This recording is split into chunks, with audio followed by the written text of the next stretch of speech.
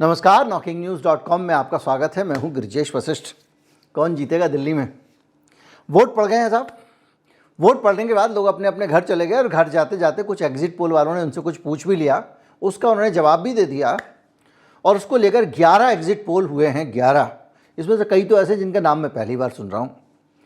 और इन exit polls का सब का जो निचोड़ है उसमें 2 को छोड़ के सब भारतीय जनता पार्टी की दिल्ली में सरकार बनवा रहे हैं। मेरा क्या मानना है इस पे मैं आऊँगा और ये मैं आपको अपने तर्क के हिसाब से, अपने अनुभव के हिसाब से बताऊंगा कि दिल्ली में क्या होने वाला है। लेकिन उससे पहले हम एक मोटी मोटी नज़र इस पे डाल लेते हैं, बल्कि इसकी व्याख्या कर लेते हैं। जो 9 पोल भारतीय जनता पार्टी के पक्ष में आए हैं उनकी रेंज बहुत बड़ी है, 39 से लेके और वो 60 सीटों तक दिला रहे हैं भारतीय जनता पार्टी को। और इन 9 पोल्स का अगर आप औसत निकालें तो इनके हिसाब से 40 से 47 सीटें दिल्ली में भारतीय जनता पार्टी को मिलेंगी और आम आदमी पार्टी को 22 से 28 सीटें मिलेंगी। यानी जिस दिन से आम आदमी पार्टी बनी है पहली बार विपक्ष में बैठेगी, इनका कहना ये है। और ये पोल ज़्यादातर कह रहे हैं 40 से 47 सीटें, मतलब बहुत अच्छी तरीके से बहुमत मिलेगा। 70 सीटों की विधानसभा है। ज़्यादातर लोग कांग्रेस पार्टी को 1 या 2 सीट दिला रहे हैं, कुछ लोग नहीं दिला रहे हैं। तो जो औसत है वो 2 है। तो मैंने जो एवरेज आपको बताया 40 से 47, ये हमने जो औसत निकाला सबका, 22 से 28 आम आदमी पार्टी और 2 सीटें कांग्रेस पार्टी, 0 से 2, 0 से 2। अब 2 एग्जिट पोल ऐसे हैं जो इसके उलट तस्वीर बता रहे हैं और ये कह रहे हैं कि आम आदमी पार्टी को 46 से 52 के करीब सीटें आएंगी। वी प्रिसाइड नाम से एक एग्जिट पोल है और ये बीजेपी को 18 से 23 सीटें दिला रहे हैं। कांग्रेस के लिए इनके पास भी 1 सीट है और माइंड ब्रिक है, उसके पास भी 21 से 25 सीटें हैं कांग्रेस के लिए, माफ़ कीजिए बीजेपी के लिए, और 45 से 50 सीटें हैं आम आदमी पार्टी के लिए। मोटी मोटी तस्वीर ये है कि एकदम उल्टा है मामला। और अगर बहुमत के हिसाब से मान लो पोल वालों को ही वोट डालना होता तो बीजेपी जीत रही है, यानी बीजेपी के पक्ष में ज़्यादा ये एग्जिट पोल वाले हैं। अब हम ये समझेंगे जो हमारे ट्रेडिशनल तरीके हैं सेफोलॉजिस्ट के, चुनाव शास्त्र के, जिनके ज़रिए हम पता लगाते हैं कि तस्वीर क्या रहने वाली है। उन ट्रेडिशनल तरीकों पे एक एक करके पहले जाते हैं, उनके ज़रिए एनालिसिस करते हैं, असेसमेंट करते हैं। पोलिंग परसेंटेज आज का करीब 60% रहने वाला है और 60% का पोलिंग परसेंट मतलब दिल्ली में एक सामान्य सा मत प्रतिशत है। इसके आसपास 5% ऊपर नीचे दिल्ली में वोट पड़ते हैं। यानी मतदाताओं ने कोई एक्स्ट्राऑर्डिनरी उत्साह नहीं दिखाया। जब हायर पोल परसेंटेज होता है तो जो चुनाव विज्ञान है, शास्त्र है, वो ये कहता है भैया कि जब हायर पोल परसेंटेज होगा तो जो सत्ताधारी पार्टी है उसके खिलाफ लोगों का गुस्सा निकलेगा। यानी ये हायर पोल परसेंटेज का मतलब ये है कि आपका जो एंटी इनकम्बेंसी है वो ज़्यादा है। लोग सिस्टम को बदलना चाहते हैं, सरकार को बदलना चाहते हैं, इसलिए टूट के वोटिंग करने आ रहे हैं। ये एक मतलब हायर पोलिंग परसेंटेज का माना जाता है। तो हायर पोलिंग परसेंटेज हुआ नहीं है, पोलिंग परसेंटेज एवरेज ही हुआ है। एक दूसरा भी इसके पीछे तर्क है, वो ये है कि अगर पोलिंग परसेंटेज कम होता है, अगर पोलिंग परसेंटेज कम होता है तो उसका फ़ायदा मिलता है कैडर बेस्ड पार्टी को, ऐसी पार्टी को जिसके पास संगठन बहुत है। और उसका फ़ायदा इसलिए मिलता है क्योंकि वो गली गली, गांव गांव जाके लोगों को निकाल के ला सकता है। उसके जो लोग हैं वो कैडर, वो कमिटेड होते हैं, वो खुद भी वोट डालने जाते हैं, दूसरों को भी डलवाते हैं। और अब टोटल परसेंटेज कम हुआ तो उनका तो उतना ही रहना है, तो कैडर बेस्ड पार्टी को एक एडवांटेज मिल जाता है। बचता क्या है? बचता है आपके पास में एक फ्लोटिंग वोट। फ्लोटिंग वोट किधर जाएगा इस पे डिपेंड करता है। अब हम एक एक पार्टी को लेकर आते हैं। भारतीय जनता पार्टी, जिसको लोग कह रहे हैं 60 सीटें तक उसको मिल जाएंगी, उस भारतीय जनता पार्टी के पक्ष में अगर इतनी व्यापक और बड़ी हवा है तो उसका एक कारण होना चाहिए। दिल्ली में कोई ना कोई एक कारण होना चाहिए भाई कि इस बार जो है ऐसा हो गया, वैसा हो गया, इतनी बड़ी चीज़ हो गई। ऐसा कोई कारण दिखता नहीं है। जो लहर, ना तो लहर दिख रही है, ना कोई अंडर करंट दिख रहा है। और भारतीय जनता पार्टी इस पूरे चुनाव में स्ट्रगल करती रही इश्यू को लेकर। वो कभी अरविंद केजरीवाल के ईमानदारी का मसला बनाती थी, तो कभी बोलती थी कि ये जो फ्रीबीज दे रहे हैं ये हम इतना दे देंगे, उन्होंने इतना दिया हम इतना ज़्यादा दे देंगे, हम 500 रुपये में सिलेंडर दे देंगे वगैरह वगैरह। और इसके अलावा इसके साथ साथ वो ये भी कहते थे ये मुफ्त में बांटते हैं, और साथ में ये भी कहते थे मोदी जी कि अरविंद केजरीवाल जो है उसने जो दिया था वो हम वापस बंद नहीं करेंगे, उसको जारी रखेंगे। तो इसमें एक संदेश ये भी है कि अरविंद केजरीवाल ने आपको अच्छे से दिया था।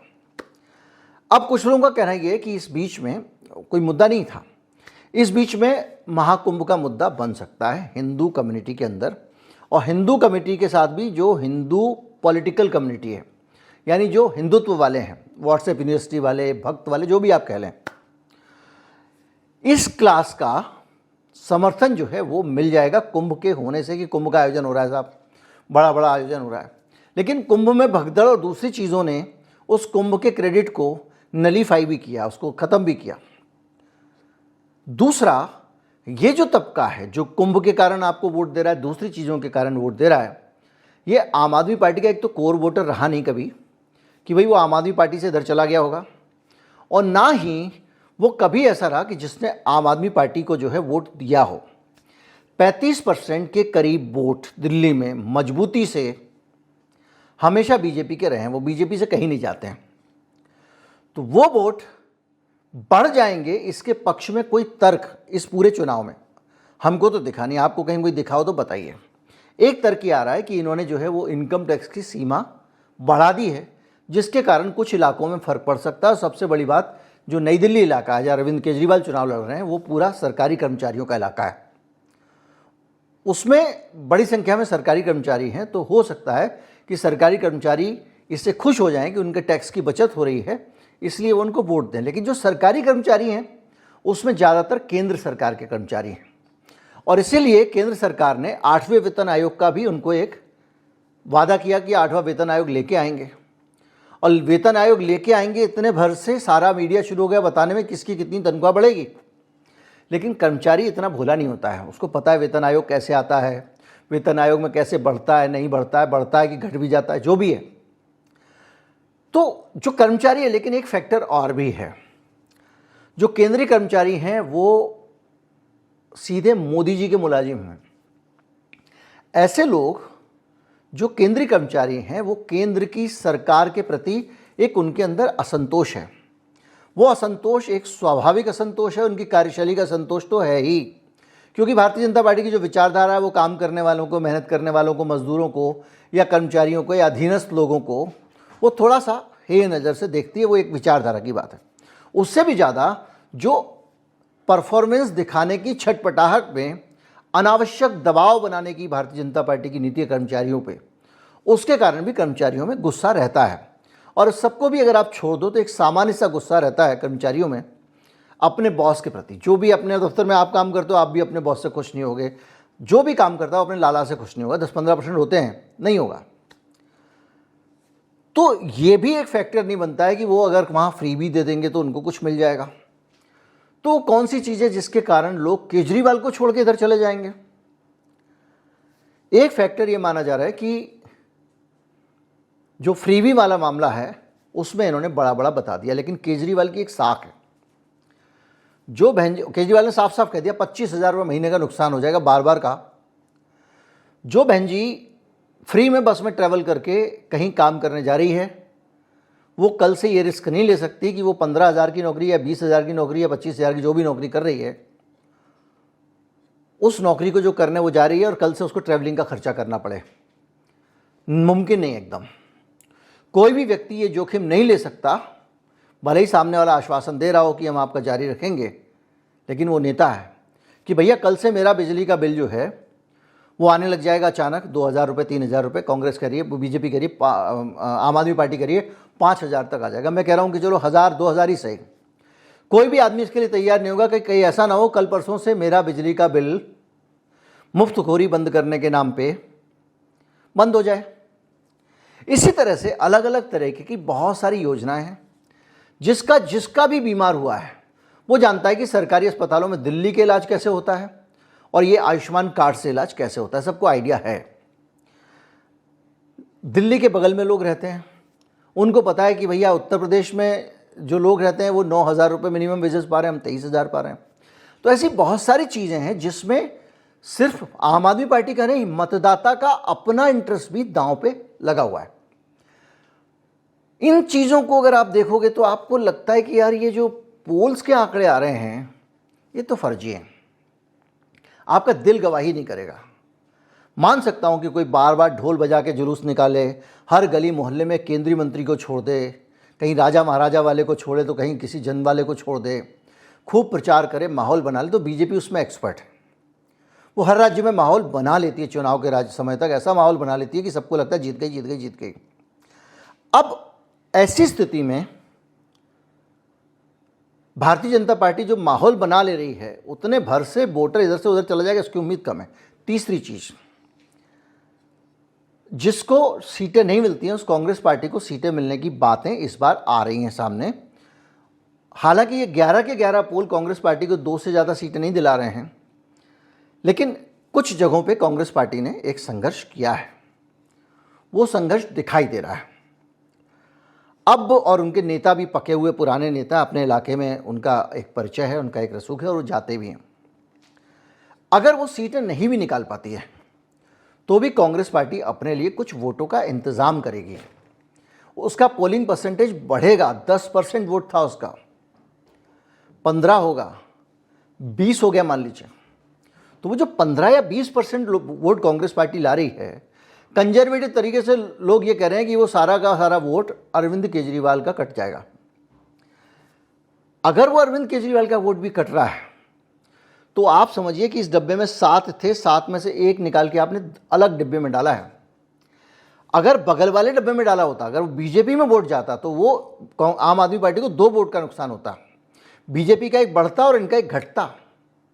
इस केस में कांग्रेस पार्टी को, जो आम आदमी पार्टी का ट्रेडिशनल जो वोटर है, वो कांग्रेस पार्टी को अगर वोट देगा भी, हालांकि कांग्रेस बहुत प्रॉमिसिंग दिखाई नहीं दे रही है, ऐसा किसी के दिमाग में, बहुत सारी बातें कहने के बावजूद, वादे करने के बावजूद, ऐसा किसी के दिमाग में नहीं है कि अगर आ गई भाई साहब कांग्रेस तो हमको ये कर देगी, ऐसा नहीं है। कांग्रेस ने कहा है, वादा किया है, एक नेता का वादा की तरह उसको 2 लोग देख रहे हैं। इतनी आस नहीं है कि कांग्रेस पक्का कर ही देगी अगर इसने बोला है तो, ऐसा किसी को नहीं लग रहा है। और ये सबको पता था कि कांग्रेस की सरकार दिल्ली में नहीं आने वाली है। तो ऐसे में जो अरविंद केजरीवाल से नाराज लोग हैं, वो जो बीजेपी से को चाहते भी नहीं हैं। मेरे पास एक व्यक्ति का फ़ोन आया, अरविंद केजरीवाल के पुराने कार्यकर्ता थे, बड़ा संतुष्ट हैं, बोले मेरा इंटरव्यू कर लो। अब चुनाव के टाइम पे मैं किसी एक पार्टी के खिलाफ कोई कैंपेन चला रहा है, मैं उसका हिस्सा कैसे बन जाऊं? तो मैंने कहा कि आप केजरीवाल को हराना चाहते हो, लेकिन जिताना किसको चाहते हो? चुप हो गया वो। केजरीवाल का पुराना साथी है, केजरीवाल को हराना चाहता है, लेकिन बीजेपी को जिताना नहीं चाहता है वो। तो वो ऐसा व्यक्ति क्या करेगा? वो कांग्रेस पार्टी को वोट कर देगा। एक बात मान के चलिए कि असंतोष सिर्फ केजरीवाल के लिए नहीं है, एंटी इनकम्बेंसी बीजेपी के खिलाफ भी है। आप अभी केंद्र के चुनाव के टाइम पे देखा होगा आपने कि बीजेपी की कितनी सीटें और कितने वोट कम हुए हैं। उसका रिफ्लेक्शन भी कहीं ना कहीं, अगर वो नाराज हुए हैं लोग, उनके वोट परसेंटेज कम हुए हैं, तो वो कहीं ना कहीं दिल्ली के चुनाव में भी तो कम होंगे। वो वोट अगर केजरीवाल की तरफ नहीं भी जाएगा तो कांग्रेस की तरफ जाएगा। तो ऐसी सिचुएशन में जो मेरा अपना अनुमान है, मुझे नहीं लगता कि आम आदमी पार्टी की सरकार चली जाएगी, ये मेरा अनुमान है। और ये अनुमान इस आधार पे है क्योंकि कल मैंने अपने चैनल पे एक पोल किया था, उस पोल को हटा देना पड़ा चुनाव आयोग के नियमों के कारण। उसमें 55% लोग कह रहे थे आम आदमी पार्टी की सरकार आएगी, 30% लोग कह रहे थे कांग्रेस की सरकार आएगी और 10-15% लोग कह रहे थे बीजेपी की सरकार आएगी। उस पोल के आधार पर अगर मैं चलूं तो बम्पर सीटें 60 सीटें आ जाएंगी। किसकी? केजरीवाल की। मैं 50 मान लेता हूं, लेकिन ये पूरा अनुमान इस पे आधारित है कि उस पोल में जो लोग वोट डालने आ रहे थे उसमें कई लोगों ने ये लिखा कि साहब जब तक राजीव कुमार है, जब तक चुनाव आयोग है और चुनाव आयोग भारतीय जनता पार्टी के एक मेंबर और नेता की तरह व्यवहार कर रहा है, जब तक ईवीएम है, ये लोगों ने लिखा, तब तक आपके सारे अनुमान, ये सारे प्रचार विचार जो हो रहे हैं, ये एक तरफ रखे हुए हैं। कुछ लोगों तो ये भी लिखा कि हम बीजेपी को वोट दे रहे हैं आपके इस पोल में, इसलिए दे रहे हैं कि हमको मालूम है कि वो ईवीएम से जीत जाएगी। इस फैक्टर को मैं अलग रखना चाहूँगा। मेरा असेसमेंट एकदम ऑनेस्ट वोटिंग पे है। ये जो फैक्टर है कि भाई ये कांग्रेस धांधली बीजेपी कर लेगी, ये कर लेगी, वो कर लेगी, ब्यूरोक्रेसी इसके साथ में, सिस्टम उसके साथ में, पुलिस इसके साथ में है, उसका अनुमान लगाने का मेरे पास कोई गणित नहीं है। आरोप तो आम आदमी पार्टी पे भी लगे कि वो पैसे बांट रही है, आरोप कांग्रेस बीजेपी पे भी लगे हैं, जूते से लेके जैकेट तक बांटने के। तो इसमें हम कैसे तय करेंगे कौन आदमी इसका कितना फ़ायदा उठा लेगा? तो इससे जो प्रभाव पड़ने वाला है उसको मैं अपने अनुमान से अलग रख के चल रहा हूँ। अब आप ये कहेंगे कि भाई ये जो एग्जिट पोल दिखा रहे हैं, ये लोग भी तो उन चीज़ों को नहीं गिन रहे हैं, ये भी तो जनता की राय ले रहे हैं, फिर आप एग्जिट पोल से अलग राय क्यों रख रहे हो? देखिए, एग्जिट पोल जब हो रहा है तो खालिस एग्जिट पोल हो रहा है एक चीज़। दूसरा, एग्जिट पोल की रीच कहाँ है, आप उसकी पहुँच कहाँ पे, वो कहाँ बात कर पा रहा है, इसमें बहुत कुछ डिपेंड करता है। अगर मान लीजिए मैं उस कोर मतदाता तक नहीं पहुँच पा रहा हूँ, पहली चीज़, मैं गया बाज़ारों में दुकानों पे सर्वे कराया तो व्यापारी तो ज़्यादातर बीजेपी के साथ ही हैं, तो भी गलत आ जाएगा। दूसरी चीज़ ये है कि जो कोर वोटर है, जो देखिए ये आप मेरे जो कमेंट आते हैं वीडियोस में उनको आप पढ़ते होंगे और बहुत सारे लिखते भी हैं। ज़्यादातर लिखते हैं कि आप बहुत बहादुरी का काम कर रहे हैं, बहुत से लोग लिखते हैं कि आप निडर हैं, बहुत सारे लोग लिखते हैं आप संभाल के रहिएगा, अपना ख्याल रखिएगा, टेक केयर, ये सब लोग लिखते हैं। लोग ये सब क्यों लिखते हैं? क्योंकि लोगों को लगता है कि ये जो दौर है, ये दौर खतरनाक दौर है और सरकार कब किससे बदला ले ले और कब किसको ठीक कर दे, इसका कोई अनुमान नहीं है। तो जब मेरे जैसे लोग, पत्रकार लोग, मेरे साथी इनसिक्योर महसूस करते हैं, बहुत सारे पत्रकार साथी जो हैं वो कुछ कहते नहीं हैं, सोशल मीडिया पे नहीं लिखते हैं, बड़े बड़े चैनलों में काम करते हैं। तो ऐसे लोग जब डर रहे हैं तो एक आम मतदाता के पास भी जब कोई जाएगा, भैया किसको वोट दोगे, तो वो जाहिर नहीं होने देगा। होता है, कई लोग ऐसे थे जो कोविड के टाइम पे एकदम टीकाकरण इस पूरे ड्रामे के खिलाफ थे, लेकिन जब थाली बजी तो उन्होंने भी बजा दी, ताली बजी तो बजा दी। क्या करें, अंधेरा करना था, लाइट बंद करनी थी तो कर दी उन्होंने, क्योंकि उनको ये लग रहा था कि ये कोविड का कर्फ्यू चल रहा है, पूरी तानाशाही चल रही है, इसमें कहीं सिस्टम के लोग आके आइडेंटिफाई ना कर लें कौन कौन मोदी जी के साथ नहीं है। याद कीजिए, ये हुआ था। तो एग्जिट पोल में भी बहुत सारे लोग ऐसे हो सकते हैं जो अपना दिल आपके सामने खुल के ना रखें। आप खड़े हुए हैं पोलिंग बूथ के सामने बाहर, आपने पूछा किसको वोट दिया, उन्हें ज़रूरी नहीं है वो आपको बताए। हो सकता है आपके कौन से बूथ हैं, कौन से इलाकों में गए, बहुत सारी चीज़ें हैं उनके आधार पर। और इसके अलावा एक चीज़ और भी, एक फैक्टर है, उसको भी नज़रअंदाज नहीं किया जा सकता। इन सारे पोलस्टर्स को सम्मान देते हुए ये फैक्टर बोलूँगा तो सब संदेह के दायरे में आ जाते हैं। बहुत सारे पोल ऐसे भी होते हैं जो फंडेड होते हैं। आजकल वो पुराने ज़माना चला गया, उनको पहले से ही तय है कि उनको क्या निकालना है पोल में, उसी के हिसाब से उन्होंने इंतज़ाम किया है, तो वो भी इसमें हो सकता है। अब अगर आप ईमानदारी से जांच कराएं तो इसका पता लगेगा। तो बहरहाल मेरा मानना ये है, समस्त परिस्थितियों को, सबूतों और गवाहों को मद्देनज़र रखते हुए, कि भाई आम आदमी पार्टी की सीटें 50 से कम नहीं आनी चाहिए। लेकिन फिर भी मैं बहुत सारे फैक्टर्स को नहीं काम कर पा रहा हूँ, क्योंकि मेरे पास में गली गली जाके सर्वे करने की टीम नहीं है। लेकिन जो एग्जिट पोल दिखा रहे हैं उनके अतिरिक्त मेरे पास एनालिटिक्स की एक एडिशनल सुविधा है। मेरे पास एक ऐसी सुविधा है जिससे मैं इस डाटा का एनालिसिस कर सकता हूँ। मैं सेफोलॉजी के जो मेरे नियम हैं उसके हिसाब से इसका इंटरप्रिटेशन कर सकता हूँ। मैं इसका पता लगा सकता हूँ कि अगर सरकार के खिलाफ लोग जाते हैं तो कैसे वोट का पैटर्न होता है, सरकार के पक्ष में जाते हैं तो कैसा पैटर्न होता है। इन सब के आधार पे मैं इसको क्रॉस वेरीफाई कर सकता हूँ, क्योंकि मैं यहाँ खड़ा हुआ हूँ। पोलस्टर ये नहीं कर सकता। अगर वो पोल करके आया है तो वो अपने मन से ये देख के चीज़ें उसमें नहीं जोड़ सकता कि बॉस यहाँ पर वोट डालने ज़्यादा लोग नहीं आए थे, पोलिंग परसेंटेज कम है, इसका मतलब ये है कि ये मामला सरकार के खिलाफ नहीं है।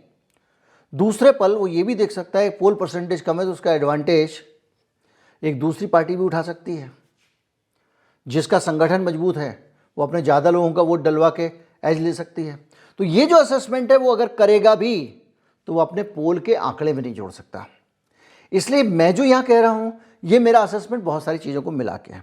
और जो गलत भी हो सकता है, और गलत होने के पीछे बहुत सारे कारण हैं जिनमें से कुछ हमने अभी डिस्कस किए। जैसे कि भैया अगर मान लो कहीं मत गड़बड़ी हो गई है, जैसे मनीष सिसोदिया ने कहा जहाँ वोटिंग डल रही है मशीन की लाइटें बंद कर दी हैं, या उस तरह की चीज़ें अगर कहीं हो रही हैं तो वो अगर असर डालती हैं, जैसा आप ही लोगों ने लिखा कमेंट्स में बहुत ज़्यादा, ईवीएम है, चुनाव आयोग है, दूसरी चीज़ें, तो वो मेरे हाथ में नहीं है, उसका मैं कुछ नहीं कर सकता। उसके आधार पर कुछ गलत हो सकता है तो उसकी मैं जिम्मेदारी भी नहीं ले सकता।